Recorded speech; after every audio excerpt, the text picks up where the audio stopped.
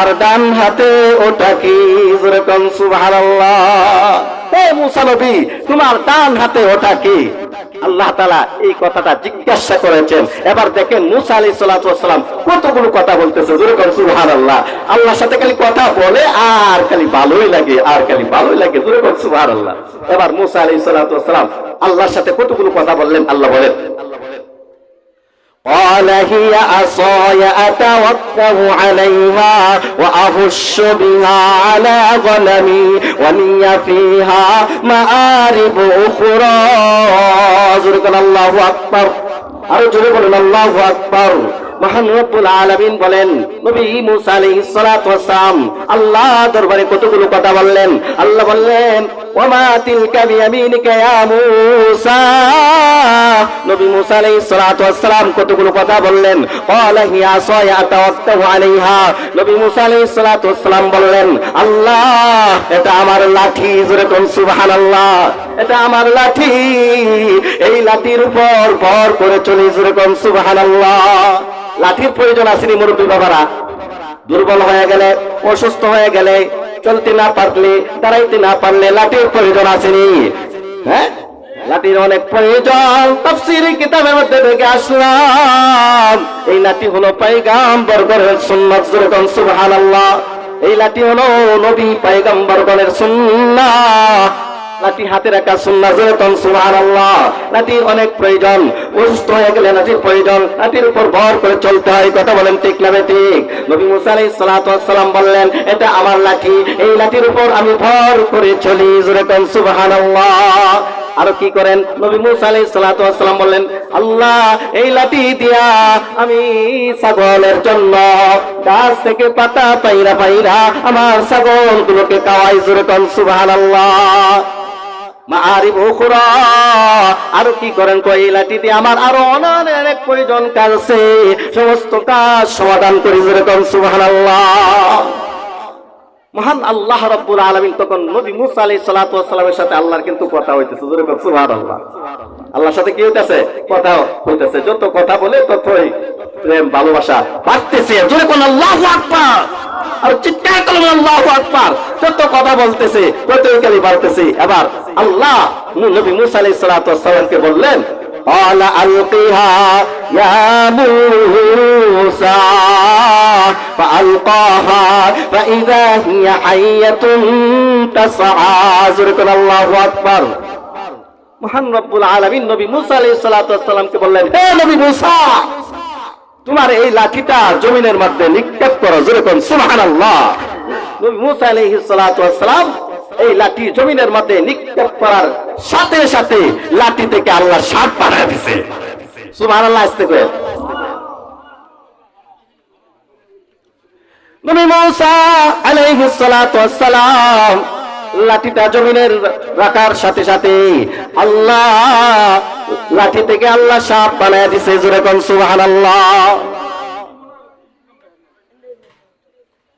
এবার আল্লাহর পক্ষ থেকে নবী মুসা আলাইহিস সালাতু ওয়াস সালাম বললেন হে নবী মুসা এবার সাপ ধরো, যেরকম সুবহানাল্লাহ।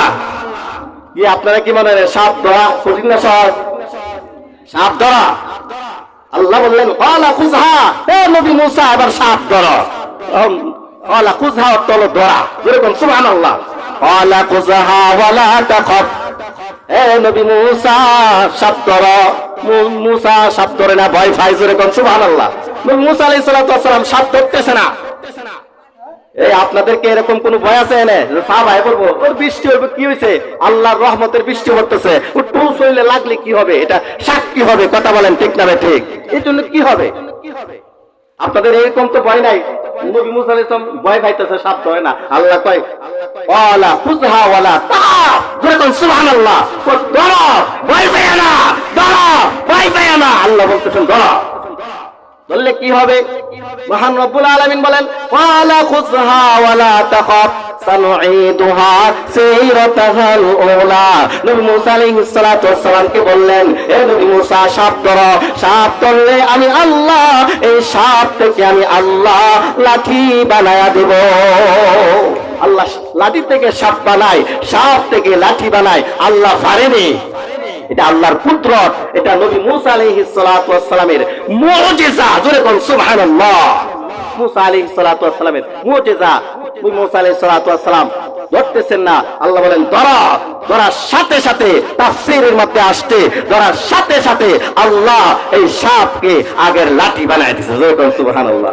এই নবী মূসা আলাইহিস সালাতু ওয়াস সালাম আরেকটা মুজিজা ছিল, তিনি আল্লাহর কাছে একদিন বলছিলেন, আল্লাহ আমাকে একটা লাইট দেন। জোরে কোন সুবহানাল্লাহ। এই আমাদের লাইটের প্রয়োজন নাই, এই অন্ধকার হইলেই তো লাইটের প্রয়োজন। কথা বলেন ঠিক না ঠিক? লাইটের না থাকলে অন্ধকারে ভয় আছে না নাই? লাইটের অনেক প্রয়োজন। তবে আমাদের লাইটের সিস্টেম আর নবী মূসা আলাইহিস সালাতু ওয়াস সালামকে আমার আল্লাহ এই লাইটের ব্যবস্থা করেছিলেন। লাইটের সিস্টেম আলাদা আলাদা আলাদা। জোরে কোন সুবহানাল্লাহ। আমাদের লাইটের সিস্টেম হলো বিদ্যুৎ দিয়ে চার্জ দিতে হয়। কথা বলেন ঠিক না ঠিক? আমাদের লাইটের সিস্টেম হলো ব্যাটারি ভরতে হয়। কথা বলেন, কথা মনোযোগের দিন, কথা মনোযোগ দেন সবাই, কথার দিকে লক্ষ্য করুন। নবী মূসা আলাইহিস সালাতু ওয়াস সালাম আল্লাহর দরবারে বললেন, আল্লাহ আমাকে একটা লাইটের ব্যবস্থা করে দেন, লাইটের ব্যবস্থা করে দেন। আল্লাহ রাব্বুল আলামিন বললেন, তাহলে লাইটের তোমার একটা সিস্টেম শিখায় দেই। জোরে বলুন সুবহানাল্লাহ। দুনিয়ার মানুষের লাইটের সিস্টেম তো বিদ্যুৎ দিয়ে চার্জ করতে হয়, এটার মধ্যে আবার ব্যাটারি ভরতে হয়, ঠিক কিনা? এরকম সিস্টেম না। দেখেন আল্লাহর কি মুজিজা। আসলে এগুলো যখন ইমানদাররা এই আলোচনাগুলো শুনবে, ইমানদারের ঈমান আরো বেড়ে যাবে। কথা বলেন ঠিক না বেটে? আর যারা এখনো আল্লাহর প্রতি ঈমান আনার তৌফিক হয় নাই, তাদের ঈমান আনার তৌফিক হইয়া যাবে। বলেন সুবহানাল্লাহ। মহান রব্বুল আলামিন নবী মূসা আলাইহিস সালাতু ওয়াস সালামকে বললেন, এ নবী মূসা, তোমাকে আমি আল্লাহ একটা লাইটের ব্যবস্থা করে দিয়েছি। সুবহানাল্লাহ। কি করতেছেন? লাইটের ব্যবস্থা শুনবেন? এই সবাই শুনবেন? এই দিক সেদিক তাকান কেন? আমার দিকে তাকান। আলেমের দিকে, চেহারার দিকে তাকাইলে চোখের গুনাহ মাফ হয়, এইদিকে এইদিকে তাকাইলে গুনাহ মাফ হইব?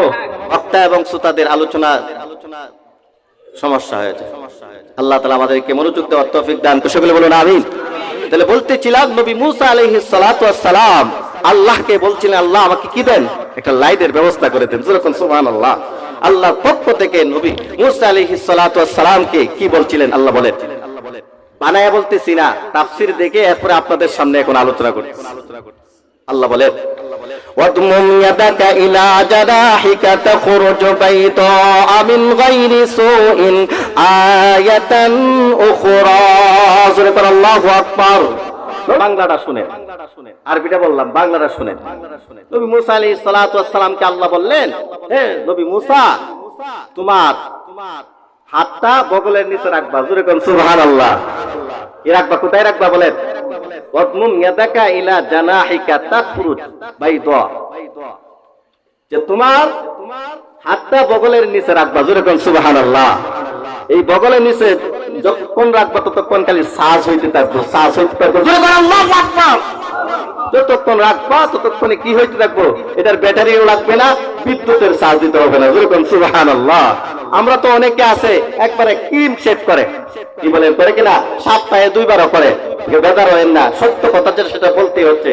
অনেকে ক্রিম শেভ করে কিন্তু এই গোপন পশম পরিষ্কার করে না, দুর্গন্ধ বের হয়। কথা বলেন ঠিক কিনা?